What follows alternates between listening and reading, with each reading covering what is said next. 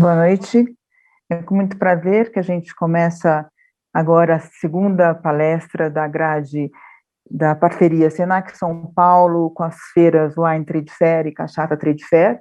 Essa parceria se deu início com o objetivo de transferir o conhecimento de conteúdo do Senac São Paulo para os visitantes e expositores e todos aqueles que nos acompanham pelas feiras digitais da Wine Trade Fair e da Cachaça Trade Fair. Essa noite a gente recebe aqui o professor Gilson Rosa, que nos brinda com a palestra Harmonização de Vinhos Tintos.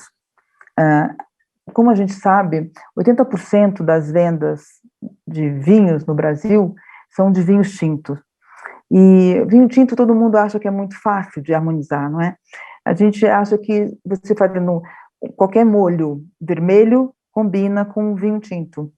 Então, fica uma coisa muito... Todo mundo acha que é muito simples fazer essa harmonização, mas não é tão simples. E o professor vai desvendar isso para a gente hoje. Não é muito simples, porque vinho tinto exige cuidado, porque o vinho tinto ele tem tanino. E para você harmonizar o tanino, requer um certo conhecimento, para ter um pouquinho de atenção.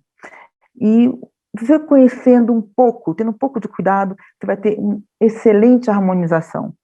Então, hoje eu acredito que o Gilson vai nos dar um conhecimento que na hora que você for comprar o seu vinho, que você souber o que você vai servir, que você vai cozinhar para aquele com o seu convidado especial, você vai apresentar uma combinação perfeita.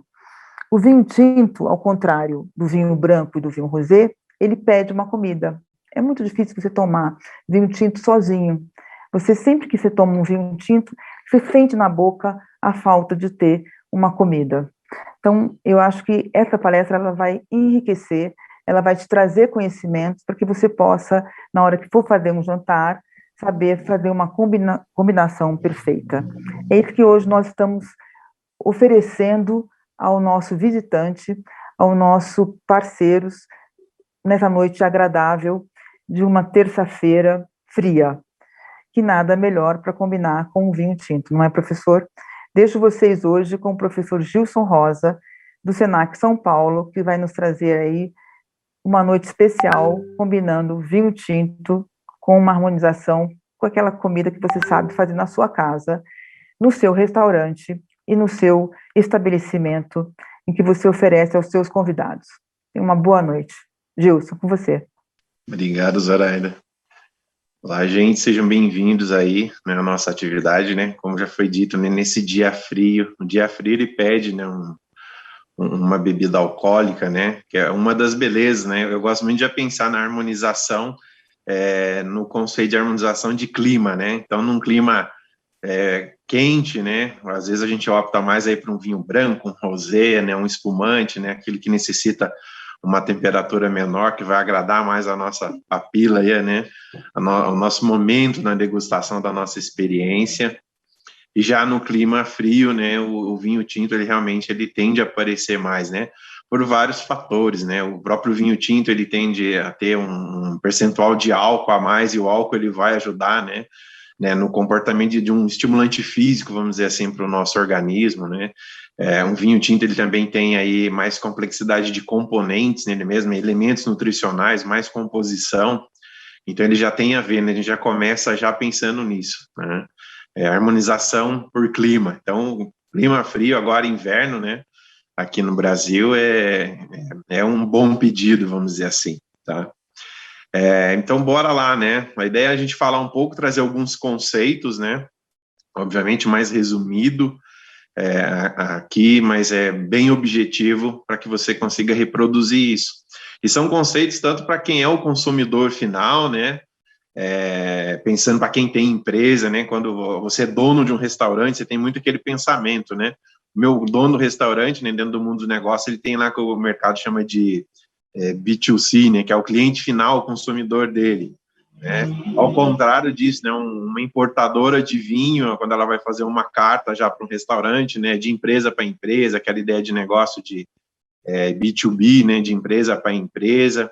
As dicas, obviamente, que a gente vai trazer aqui, então ela contextualiza tanto o cenário de um restaurante, né, que ele queira pensar melhor a carta dele, né, treinar a equipe dele para ofertar, né, esses produtos, né, o que seria o essencial, um equilíbrio dentro de uma carta, aí vamos pensar dessa forma, mas também para o consumidor final, seja você indo, né, a um restaurante, pedindo um vinho, pensando na comida, né, ou mesmo indo fazendo uma compra, né, até pela feira mesmo, né, a feira tem essa opção aí, né, que aqui estamos, aí você comprar um vinho para pensar, levar ele para casa e você fazer a experiência de cozinhar aí e viver uma experiência à mesa, né, que é essa que é o barato, isso que é o legal do vinho, né, a gente vive experiência e isso é uma troca muito bacana.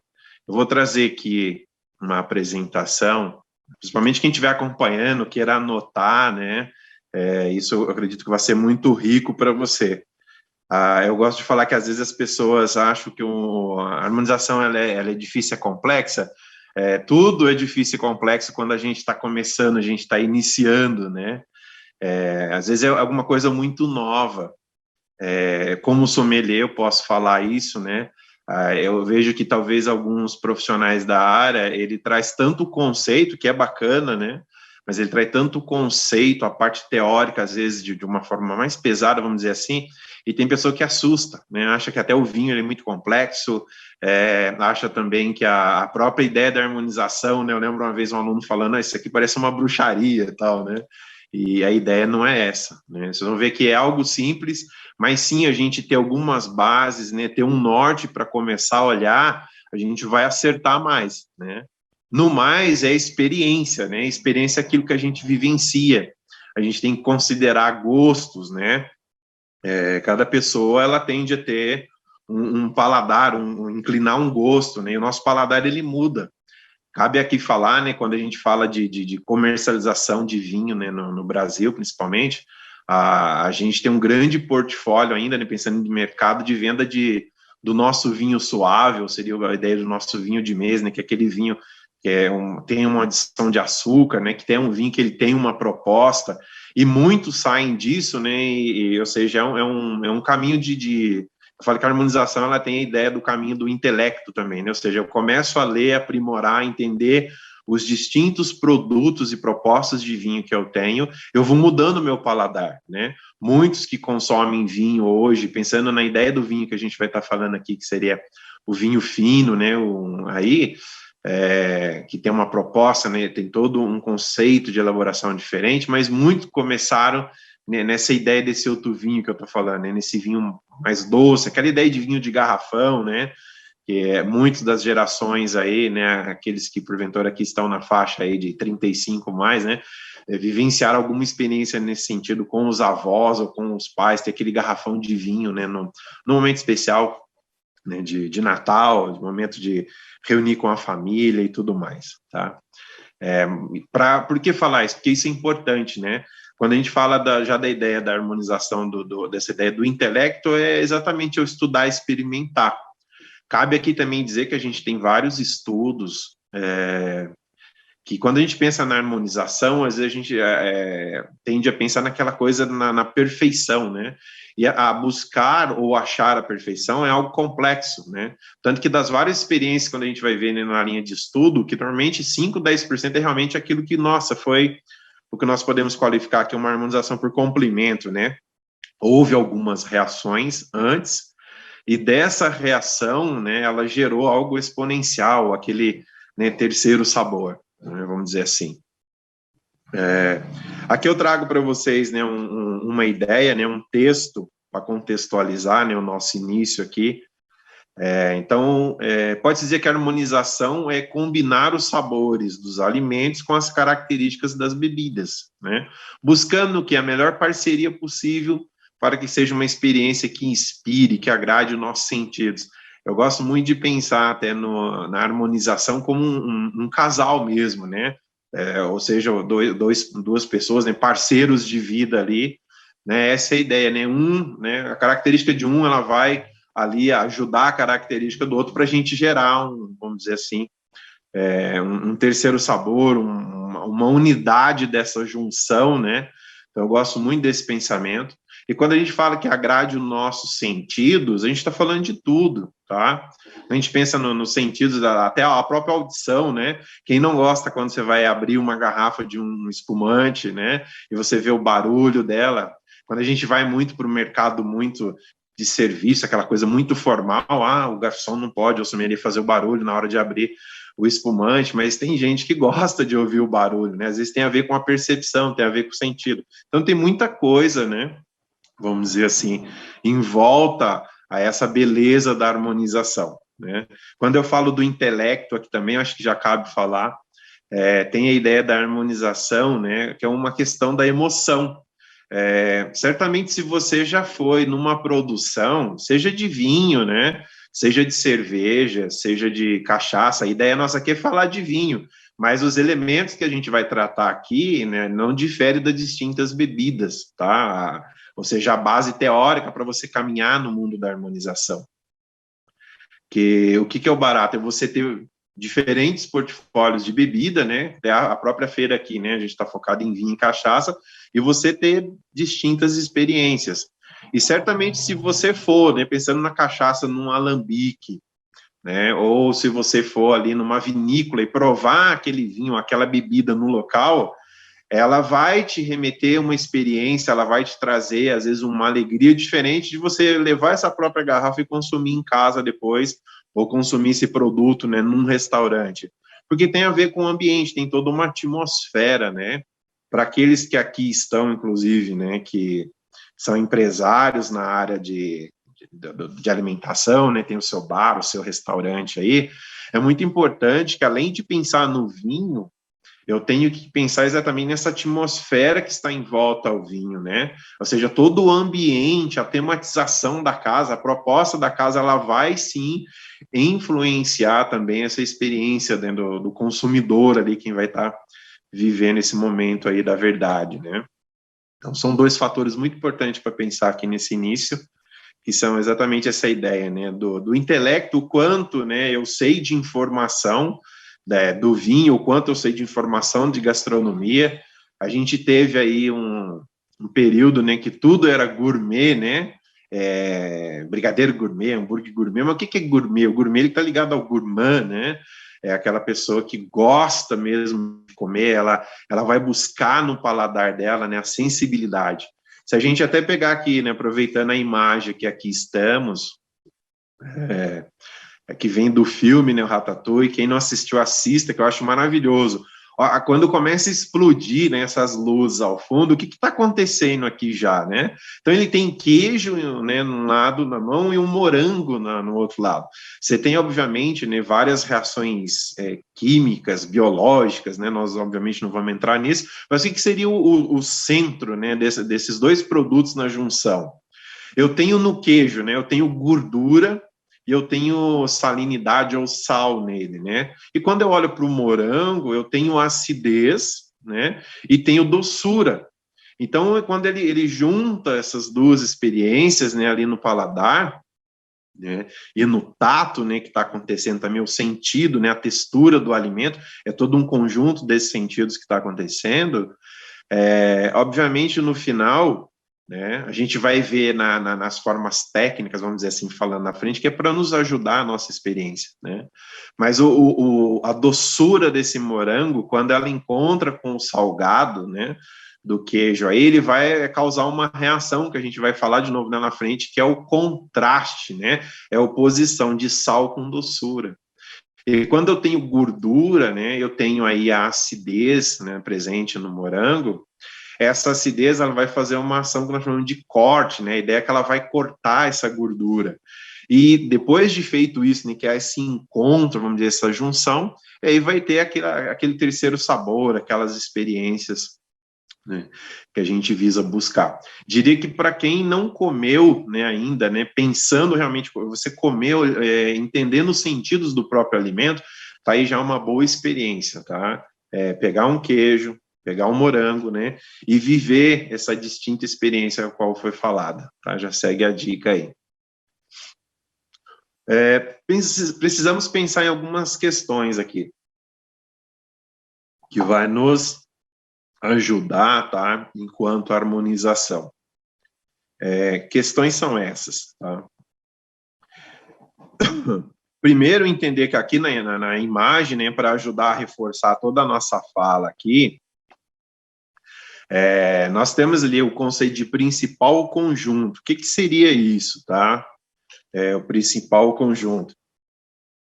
É o ato de eu interpretar a composição do prato, ou seja, a culinária. Nós temos na imagem aí, né, uma pizza, a ideia é uma pizza 4 queijos, né, tradicional ali, né, queijo mussarela, requeijão cremoso, parmesão e gorgonzola, tá? Então, ou seja, nesse contexto aí. E de modo a saber que existe um elemento de destaque no prato ou um conjunto harmonioso. Então, quando eu olho, obviamente, para a pizza de 4 queijos, né, ou seja, para qualquer alimento que eu estou pensando numa harmonização, se eu partir do alimento, né, eu posso partir do vinho, é importante eu entender isso. Se é um conjunto harmonioso ou tem um principal, ou seja, alguém que pode estar, vamos dizer assim, roubando a cena. Esse roubar a cena aqui, pensando nessa pizza, certamente seria o gorgonzola. Por quê, né, Gilson? O gorgonzola, ele é um queijo que ele tem de ser pungente, né? Ele tem uma característica, aquele fungo, né, que vai nele. Pungente, seja um pouco mais forte, um pouco mais presente. Ele tem uma salinidade também, que ela predomina ali quando se trata de uma pizza, ou seja, ele tende a aparecer mais. E quando, ao contrário, eu já olho para a nossa clássica feijoada, né? A feijoada, obviamente, ela é rica em temperos e tudo mais, mas o conceito é suculência, né? Você tem um conjunto harmonioso de temperos, especiarias ali, mas no final é um conjunto harmonioso. Mas já é uma suculência de um sabor aí, ou seja, não tem nada que está roubando o grande destaque.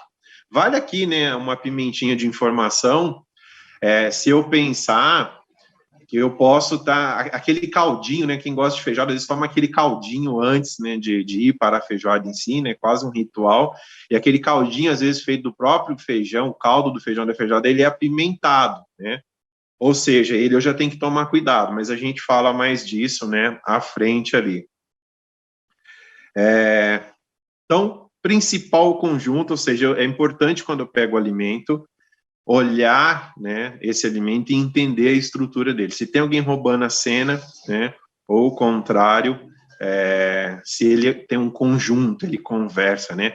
Aqui, para reforçar mais ainda, cabe falar uma pizza a margherita, né, ou seja, ela é um conjunto, você tem mussarela, tomate, né, às vezes usa um pouquinho de parmesão, manjericão, então você tem um equilíbrio ali, né, apesar do manjericão ele aparecer, mas tem um equilíbrio de frescor, de acidez, então você começa a olhar a questão do prato, isso é muito importante, né, quando eu penso na empresa, né, como um restaurante, se o cliente ele parte de um prato que ele pede, eu vou olhar essas características para eu saber o que oferecer para ele.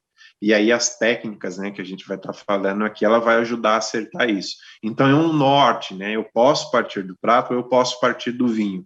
Agora, mais do que nunca, como empresa, né, se eu conheço, ou seja, conhecer o cardápio, a minha equipe, pensando eu agora como dono de um restaurante. É extremamente importante, nós temos uma ferramenta que nós chamamos de abertura de cardápio, né, que eu utilizo essa ferramenta, ou seja, uma dinâmica, um processo dentro de um restaurante. Então, eu fazer a abertura de cardápio com a minha equipe, o que é a abertura de cardápio? É exatamente explicar os pratos, explicar o vinho, né? O ideal é até que esse profissional, ele prove o produto, que imagine agora eu como cliente, né? Ou quem está aqui como cliente, né, não proprietário de restaurante, você vai no empreendimento, seja pedindo um prato ou um vinho, e aquele profissional no serviço, né, eu até não chamo garçom, eu gosto de falar que é consultor gastronômico, né, e ele vai e ele explica essas sensações que a gente está falando aqui agora, ou seja, ó, você está pedindo o prato tal, e às vezes a pessoa acaba já pedindo um vinho que ela gosta, mas se eu conheço o meu produto, ou seja, a minha carta de vinho, o meu portfólio, a característica dessa bebida, conheço as características do meu prato, eu já vou saber auxiliar, né, esse cliente de forma, talvez, se você, né, fazer aquela venda sugestiva, talvez se usar esse vinho seja mais interessante, porque esse vinho ele pode fazer tais, né, ações ou reações ou possibilidades aí com essa troca, né, que essa é a ideia da harmonização, tá? Depois, o que é extremamente importante? Tá? Lógico que existe várias coisas importantes aí, né? Mas o que eu defendo ser extremamente importante, aqui pensando primeiro para o empresário, né, de um restaurante, as informações que o profissional tem que ter. E não diferente, obviamente, quando nós, como consumidores, né, temos essa informação, né, por que hoje, cada vez mais nos cursos, né, o Senac mesmo tem um curso básico, né, de vinho, que é vinhos, né, degustação, serviço e harmonização, né? E esse curso, o que ele faz? A gente normalmente recebe muito pessoas que não vão trabalhar no segmento de vinho, mas sim que ela quer conhecer mais de vinho para poder entender mais, né, saborear mais essa bebida, ainda também os demais cursos, né, cachaça ou cerveja. E o que isso indica para nós, né? Como empresário, que o mercado está se qualificando. Ou seja, né, o consumidor cada dia está tendo mais informação. Então, em contrapartida, né, a empresa também ela tem que ir ao encontro disso. Né? Então, aqui, essas ideias servem tanto um para com o outro. Então, o que é importante pensar no vinho? Se esse vinho ele passa por madeira ou não. Porque quando o vinho ele passa por um barril de madeira, né, ele vai aumentar a sua complexidade. A Zoraida falou aqui, né, no início, né, da questão do tanino, né? O tanino é uma coisa muito realmente complexa e cabe já anotar, hein, gente? O tanino, por exemplo, o tanino, eu posso garantir a vocês, ele odeia sal, tá? E álcool em excesso também. Tanino não gosta. O sal, ele vai aumentar a percepção de tanino. O tanino é uma ideia de uma amarração de boca, né? Para quem quer perceber melhor isso, aí vai uma dica também. Você pode comer uma banana verde, um caqui verde, tá? Você vai comer e você vai sentir uma amarração de boca, ele vai prender a boca. Então, o tanino, ele não gosta de sal em excesso, né?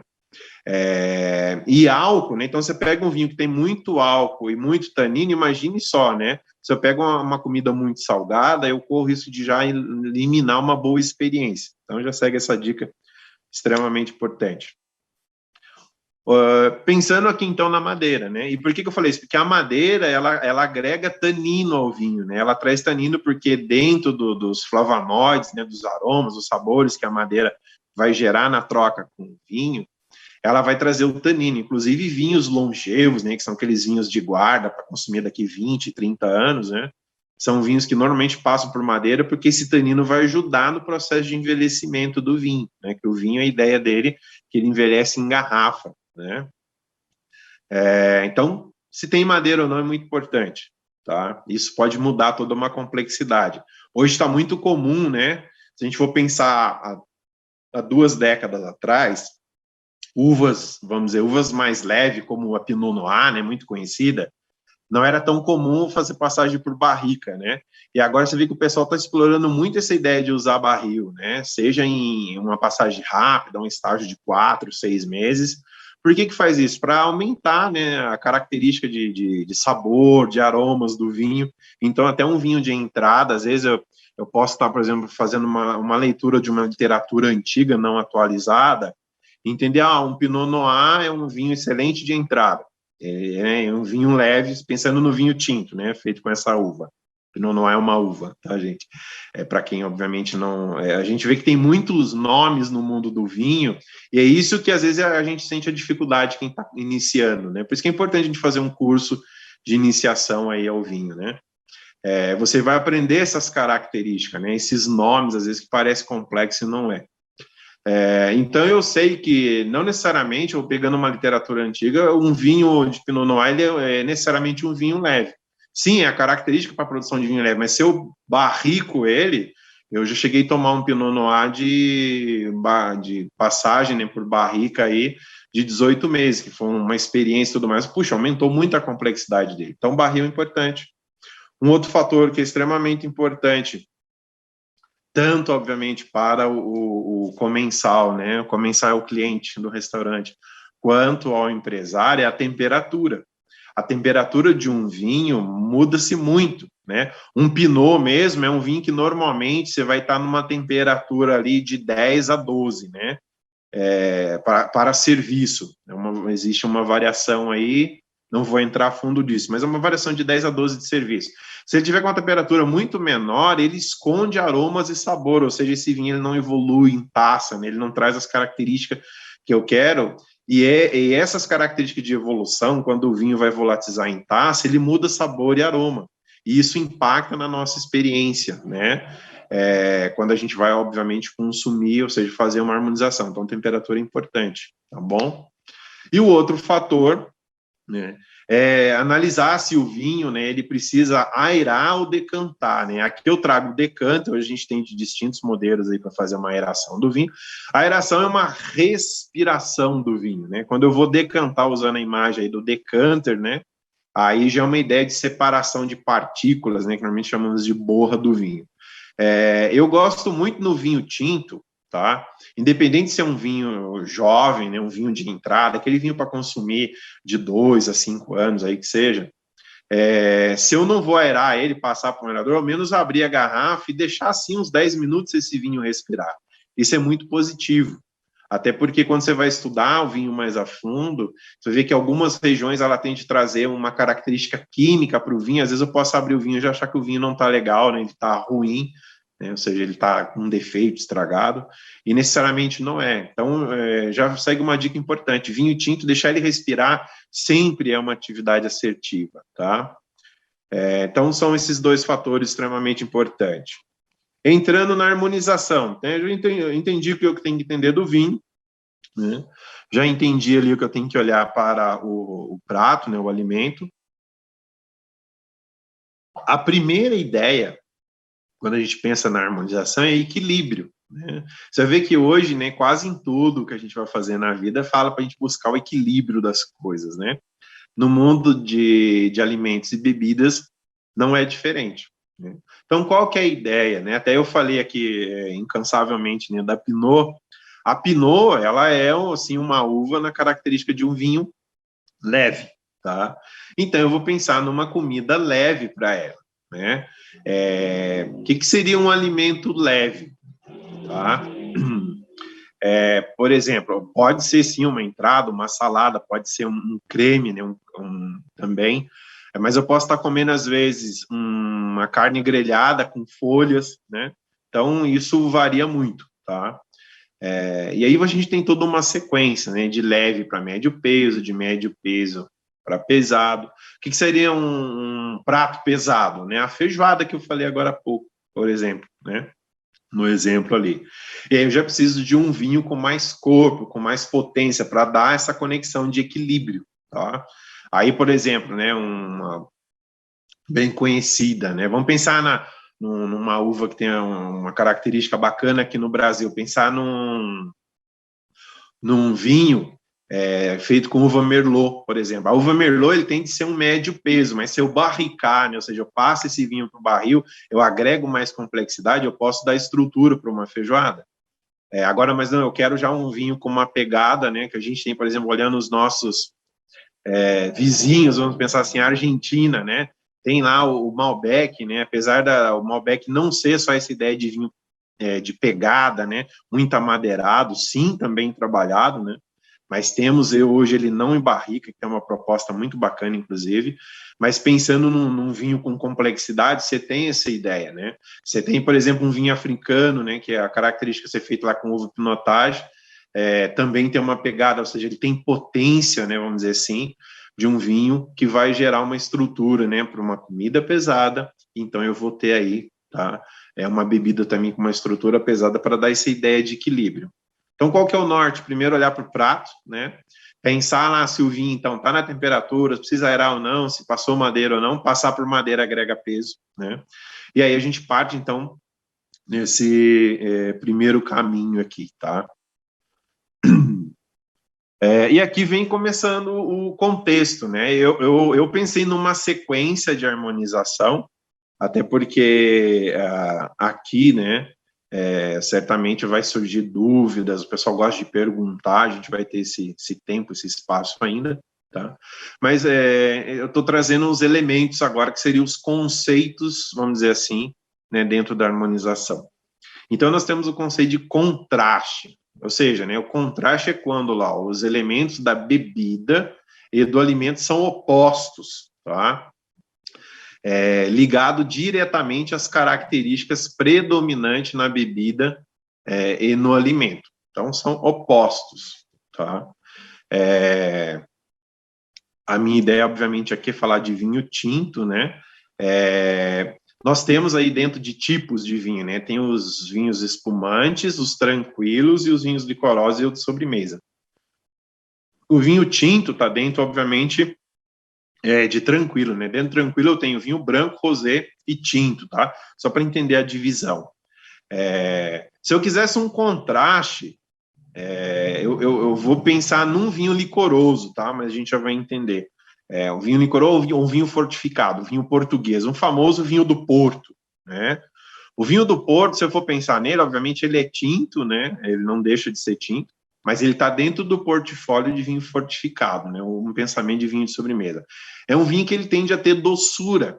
Se eu for pensar, né, nessa doçura dele, ele contrastaria com um salgado, né? Por que eu trago essa ideia para pensar aqui? Como eu falei da feijoada, é uma proposta que eu sempre gosto de falar.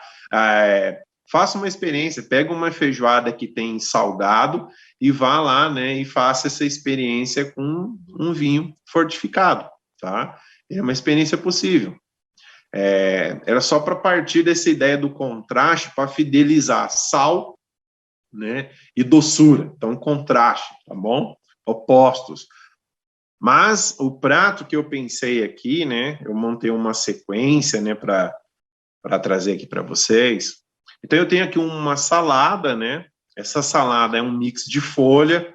Então, eu tenho nela, né, alface crespa, eu tenho rúcula, eu tenho agrião, tá? Eu tenho tomate cereja e eu tenho cogumelo shiitake aí, regado com azeite. Lembra quando eu vou... Primeiro conceito, né, é pensar no prato principal ou conjunto. Se eu olhar para o prato aqui, né, você tem o cogumelo, ele tem características terrosas, né, de terra mesmo, né, tanto no aroma quanto em sabor. Ele tem uma vantagem, né, que no mundo, porventura, se você estiver aqui conosco também, né, já pessoas, vamos dizer assim, especialistas na área, tem a ideia do umami, né, que é um sabor, né, também nos sabores básicos, e o shiitake, ele tem esse umami, né, isso é importante, mas eu estou pensando na característica terrosa dele. Eu tenho os demais elementos aqui, o tomate, eu tenho doçura e acidez no tomate, né, tomate cereja da forma que está aqui, ele tem de ter maior sensação de acidez. E as folhas, né, as folhas, normalmente, a alface é doce e crocante, mas eu tenho dois elementos aqui importantes, que eu falei, que tem agrião e rúcula. Agrião e rúcula são amargos. Então, quando eu olho para esse conjunto de prato, né, eu tenho uma sensação terrosa de horta, que está me trazendo aí, né, o shiitake.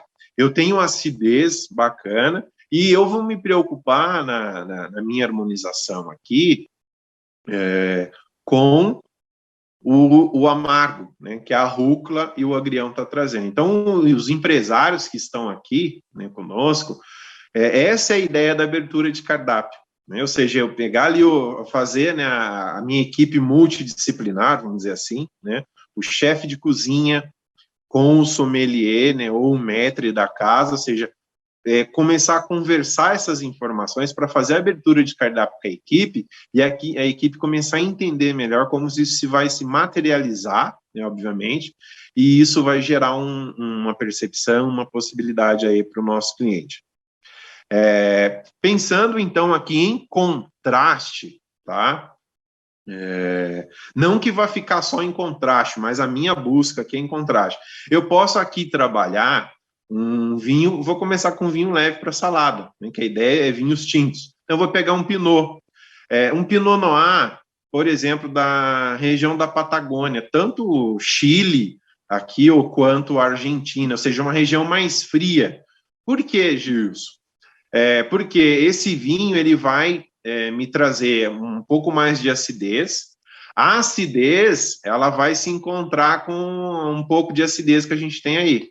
Essa acidez que tem, no que eu estou dizendo? No tomate e nesse azeite que está regado sobre essa salada, tá? Então, eu tenho um encontro de acidez, mas não é isso que eu estou buscando. Para o amargor, tá? Esse vinho, então eu já tomei vinhos dessa região, ele tem um leve residual, né? O que é esse residual? É um residual de doçura, tá? Então eu tenho uma leve doçura nesse vinho, então eu vou buscar doçura nele. Essa leve doçura, o que ela vai fazer? Ela vai contrastar com esse amargo das folhas. Porventura, né, normalmente se tivermos especialistas, vai falar, poxa, vai sobrar amargor ainda, Gilson. Vai, porque eu preparei uma sequência, né, a minha ideia aqui foi uma ideia realmente de sommelier, né, tentar pensar uma sequência de prato até chegar ao final. O que eu estou fazendo? Eu já estou pensando em preparar o paladar para o segundo prato, porque aqui eu estou pensando em etapas, né, eu trouxe 3 etapas para vocês, tá? Contrário, você pode, obviamente, se aventurar em outras possibilidades, ok? Mas aqui a ideia, então, é um vinho Pinot Noir, né, região mais fria, vou ter baixa graduação alcoólica, vou ter acidez nele e um leve doçor. Esse leve doçura que ele vai ter do vinho, a ideia dele, então, é contrastar aí com o amargor das folhas, tá? E automaticamente a acidez que está presente no prato, pelo tomate e, novamente, pelo azeite, que ela tenha um encontro aí, que a gente vai entender esse encontro mais à frente, tá bom? Faça essa experiência, tá? Eu já tive a oportunidade de degustar essa salada, né? Dentro dessas características, com um vinho, qual eu estou indicando, né? Não estamos falando de marca, essa não é a ideia, mas sim de característica de vinho e região. Isso é muito importante, né? Por que é muito importante? Na Argentina, por exemplo, se eu for lá para cima, né? Na Argentina, eu vou ter Pinot também, mas a característica do vinho ele já vai ter, né, uma menor quantidade de acidez, né? É um vinho que vai ter mais doçura, mas não vai ter tanta acidez que eu quero aqui. Então, a região no mundo do vinho ela é importante nessa hora, você entender a região que ela está, né, uma forma que foi elaborado o vinho. Próximo conceito aqui, tá?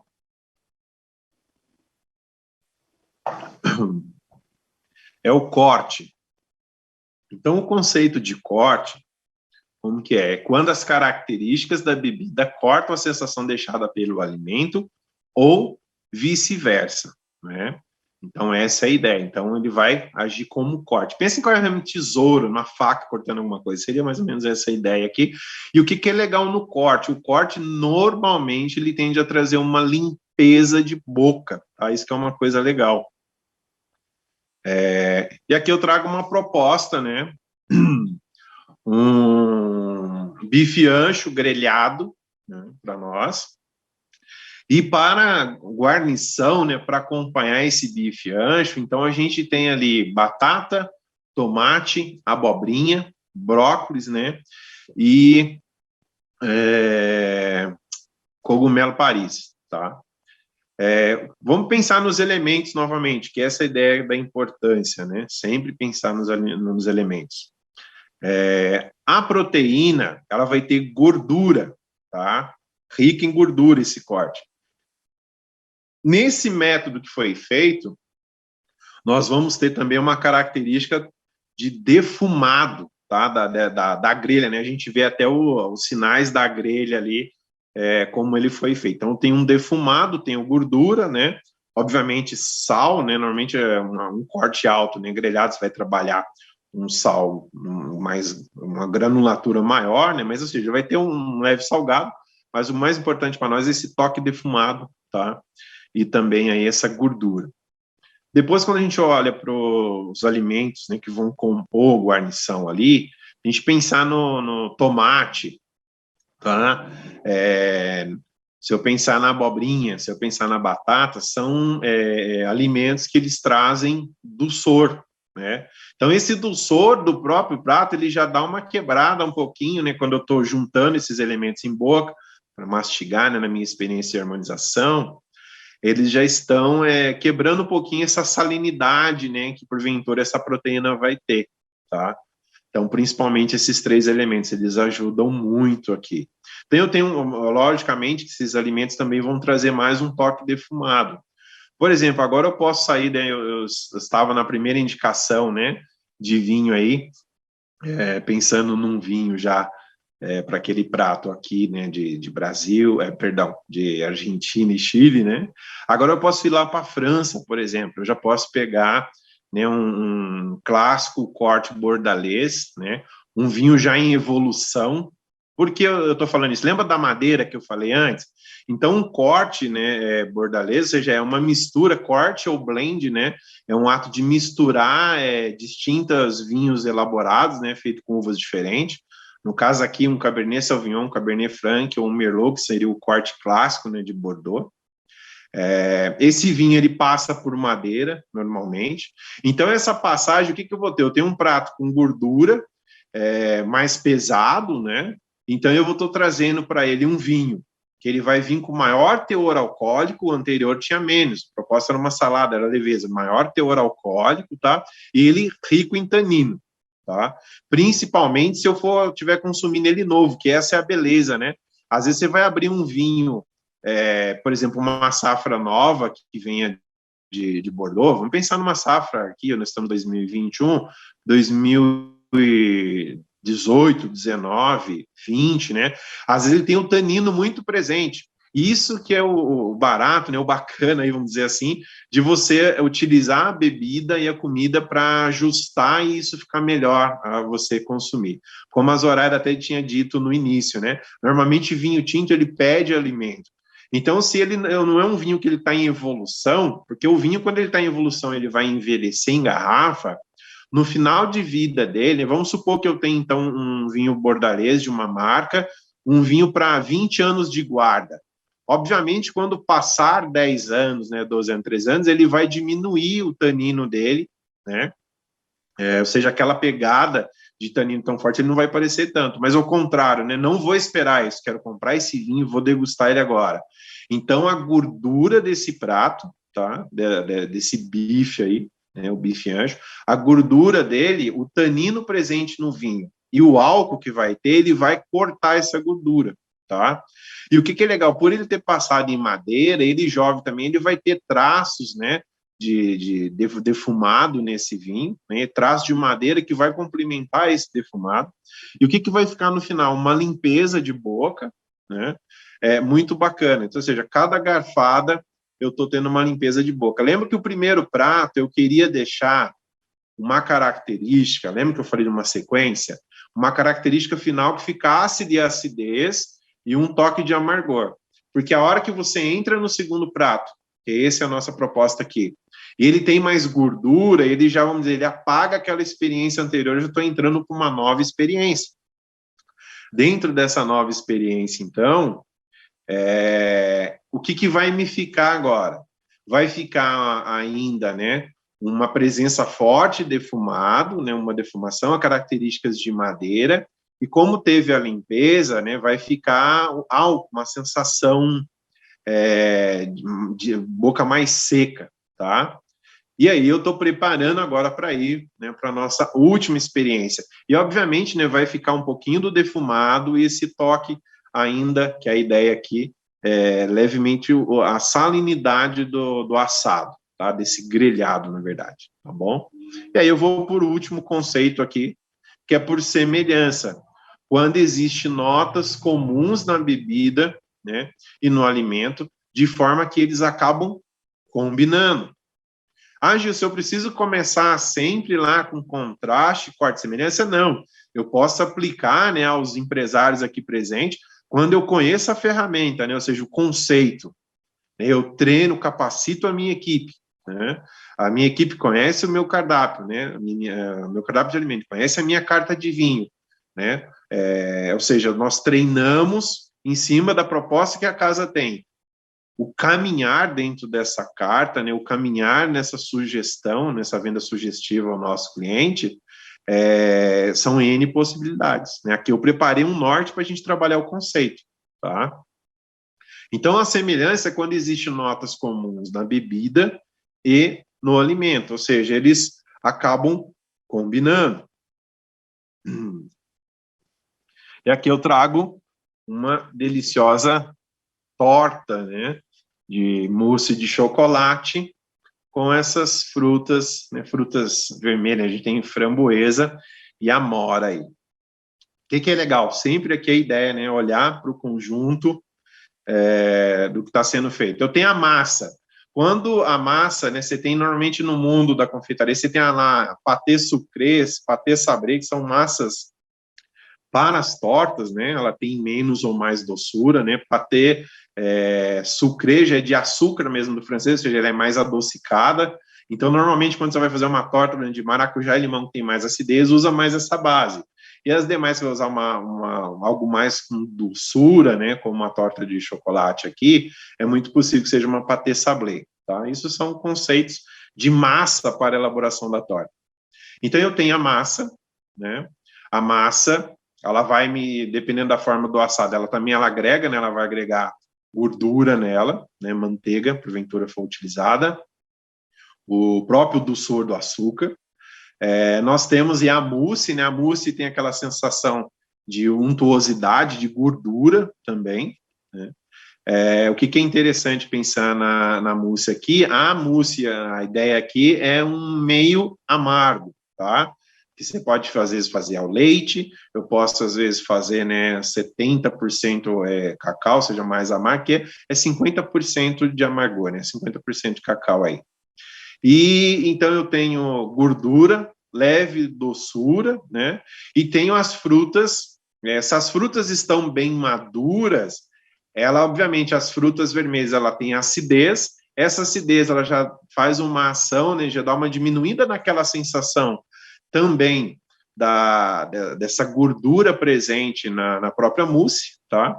No entanto, se ela está bem madura, ela continua tendo o doçor da fruta, e a gente vê, né, que foi feito, né, uma apresentação nesse produto, né, colocou em cima, né, dizer, açúcar confeiteiro, que também agrega doçura ao meu prato.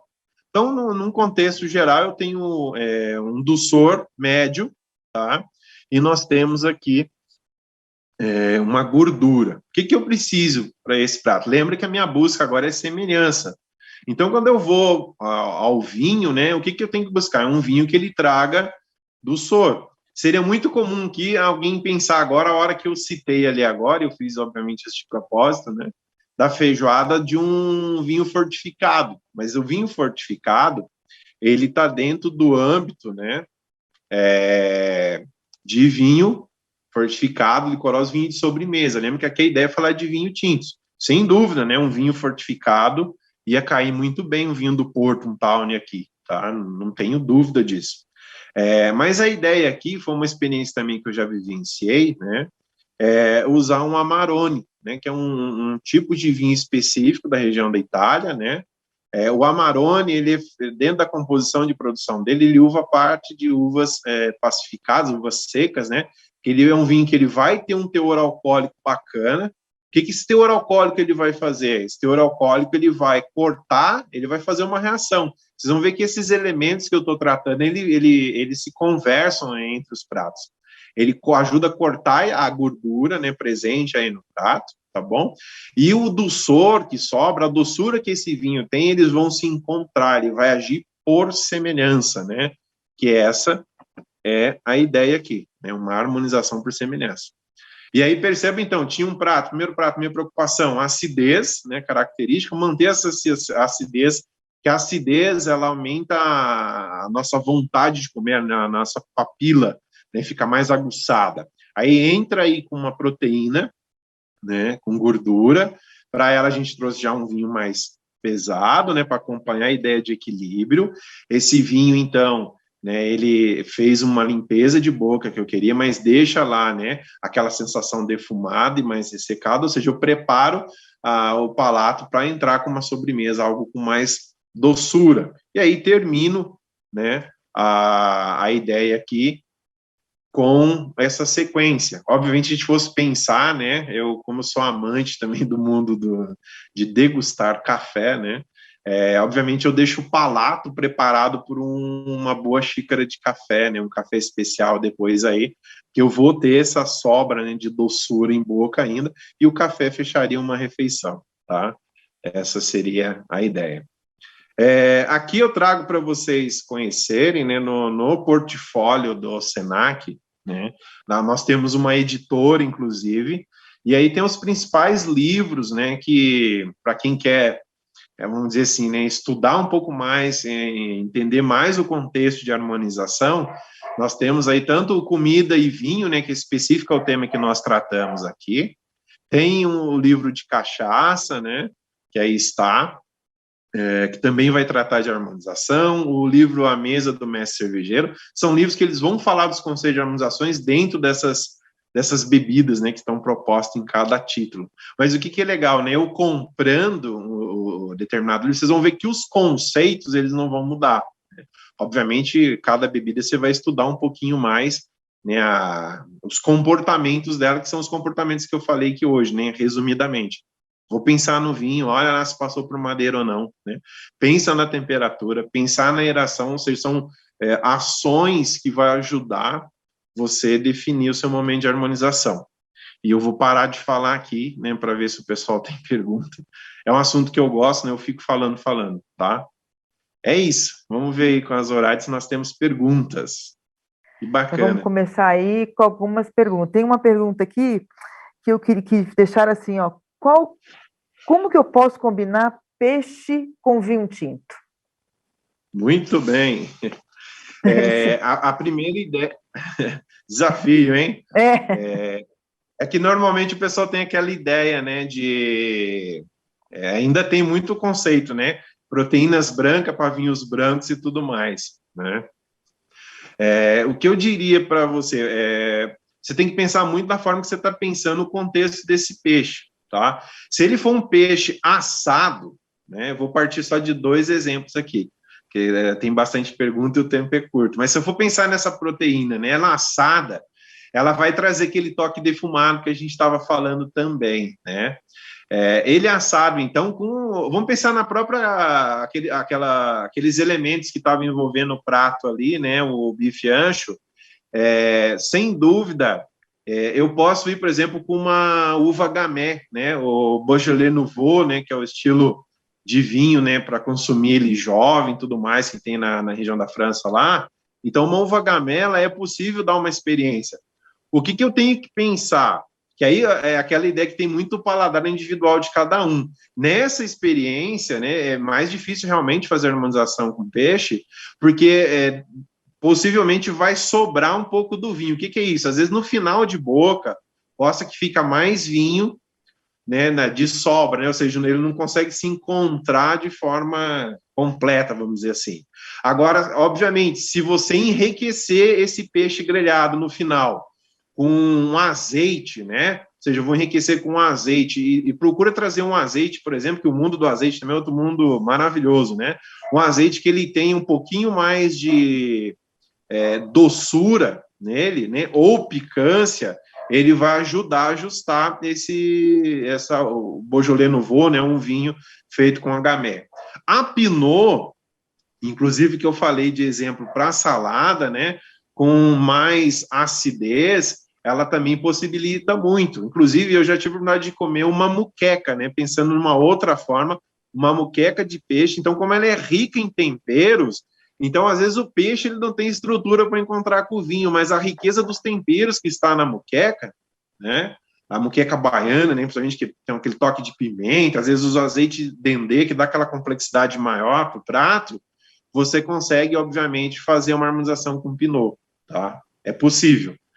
Aí aqui vai uma dica, né, geral, né? Apesar de não estar falando de vinho tinto, que é a nossa proposta. E na dúvida, tá, gente? Tem uma regra, a gente fala, na dúvida, use espumante. Aí o que eu diria? Aí pega um espumante rosé, né? Porque você usou o vinho, a parte do vinho tinto para fazer a composição dele, tá? Acho que seria isso aí para o peixe. Ixi, hoje nós temos bastante perguntas, Gilson, olha só. Eu gosto de falar. Então, aí perguntaram na sequência o seguinte, e bacalhau, vou de tinto ou de branco? Vai de tinto, tem que ser fora da curva, né? O bacalhau, né, pensando, é um tinto também, é outra proposta. Quando eu falei da feijoada, o bacalhau é outra coisa bacana, né? Inclusive os portugueses fazem isso, né? Não só com o porto branco, mas com o porto tinto, né? Fazer a experiência. O que o bacalhau tem? Ele tem doçura, tá? Eu não sou rato e fã de Pinot Noir, não, tá? É que eu já vivi essa experiência, eu vou tentar trazer um pouco das minhas experiências. Por quê? Se eu falo da minha experiência, eu vou possibilitar maior você não errar. Essa que é a questão, né? Mas, por exemplo, eu já consumi um bacalhau com o Pinot, né, da Califórnia. Por quê? O Pinot da Califórnia, ele é leve, vai ter álcool, e o que ele tem bacana? Ele tem doçura. Então, a doçura dele vai entrar com contraste, né, no salgado do bacalhau. Então, é possível fazer uma experiência dessa também, tá? E uma outra fora da curva, assim, que eu já fiz, mas o que aconteceu? O bacalhau estava um pouco mais rico com pimentões, estava uma seleta de pimentões que foi grelhada antes, então você trouxe um defumado e bem rica em aquela azeitona preta, chilena, né, temperada, então agregou mais tempero nela, por incrível que pareça, ela ficou muito bem com cabernet chileno, tá? Sem barricado, um cabernet leve de entrada, assim, ficou bem interessante. Como a gente tem bastante perguntas, algumas eu vou selecionar e a gente vai responder, e outras nós vamos pedir para a pessoa que colocou no chat aí, colocar o e-mail para a gente responder a posteriori, porque não dá para responder todas, né? Tem uma outra pergunta aqui do nosso amigo Agilson Gavioli, que a gente não pode deixar de responder, né? Porque é amigo, né, querido aí do coração. Ele pergunta: alguma dica de vinho tinto para sobremesa? Para sobremesa, né? Pensando de forma geral, realmente é o que eu falei, ó, o pessoal não usa tanto, né? Fazer o uso do Amarone ou Recioto, né? Que é um outro estilo de vinho italiano que ele vai ter doçura, e nós não estamos falando de vinho ainda doce, né? Ele está no caminho. O Recioto já é mais doce, mas o Amarone cai bem. É que eu não posso falar a marca, depois você manda o contato aí que eu falo em particular para o colega. Eu experimentei outro dia, foi uma coisa fora da curva, assim, tá? Foi, não critiquem a experiência, né? Que toda experiência vale, é brincadeira. Foi uma experiência. Eu tinha tido uma experiência com um colega da área de cerveja, que ele tinha feito prestígio com uma marca específica aí de cerveja. E eu peguei o prestígio e eu consumi com um vinho português, um blend, tá, de uma importadora aí grande aqui no mercado, né? Essa importadora tem um rótulo meio cor de vinho nela, não falando diretamente. E foi muito interessante, assim, tá? Tinha doçura suficiente no vinho, e por ser um vinho jovem, né, ele tinha um frescor e ele agiu muito bacana com o prestígio, tá?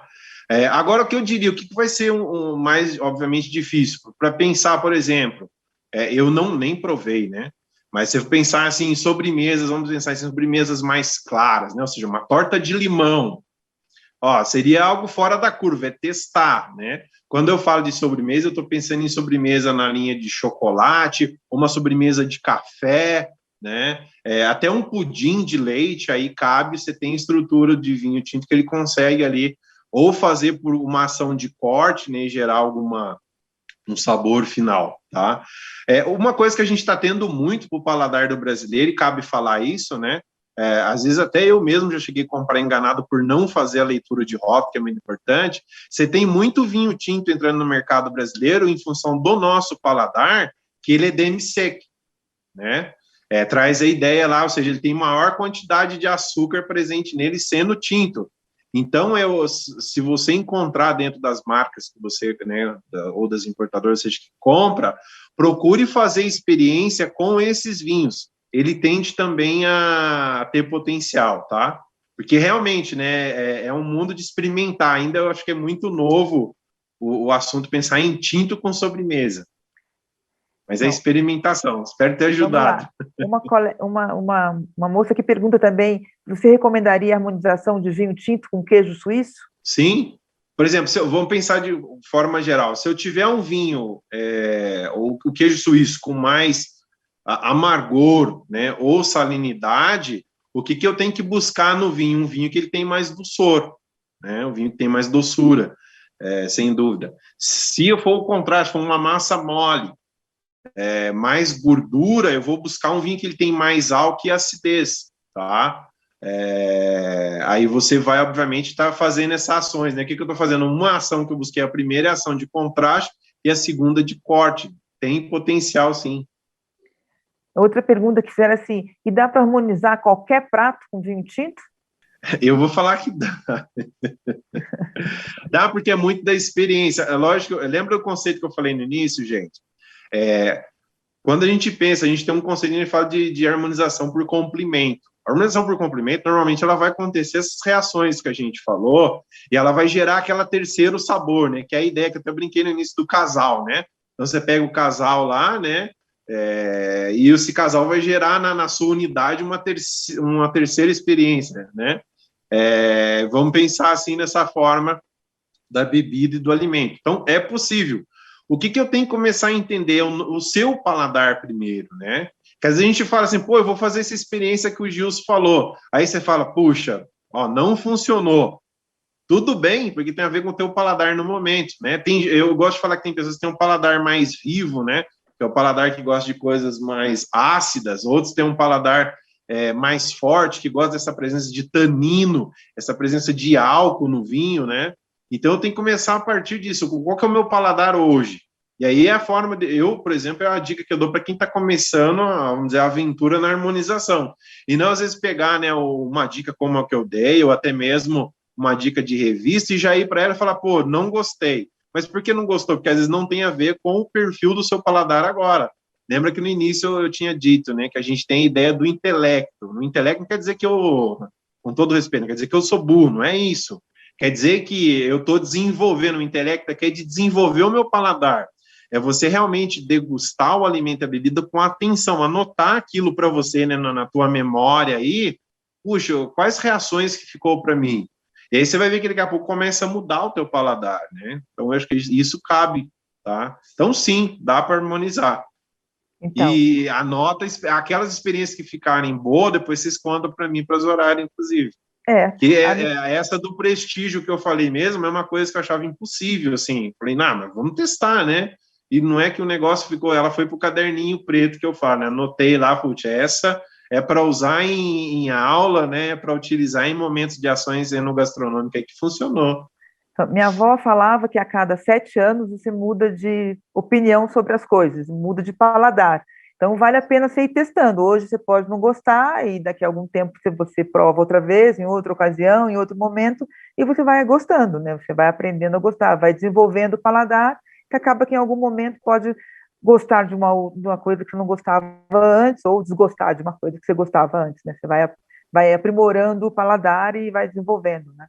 Eu queria agradecer, Exatamente. nós estamos aí na nossa hora, Gil, infelizmente, né? A gente tem um tempo aí Desculpa. para terminar, senão a gente ficava aqui até de manhã conversando sobre isso, e a gente Oh, abriu uma garrafa de vinho, então a gente vai longe, né? Então eu queria agradecer a todo mundo aí que ficou nos assistindo, convidando aí para a próxima semana, que nós temos aí um encontro marcado com o Marcos Kenichi Rama, que vai nos brindar com a palestra de técnicas para a elaboração de um cardápio. E acompanhe, coloque na agenda aí, já marque o nosso próximo encontro. E durante o ano, o Gilson ainda volta com outras palestras para a gente também. Acompanhe nossa agenda no auditório da feira. E a gente espera encontrar com você, Gilson, em breve. Agradeço você mais uma vez por essa palestra maravilhosa, adorei. Quero sair daqui rapidamente, abrir um vinho. Agradeço a todo mundo, desejo uma boa noite para todos e espero revê-lo em breve. Uma boa noite. Muito obrigada.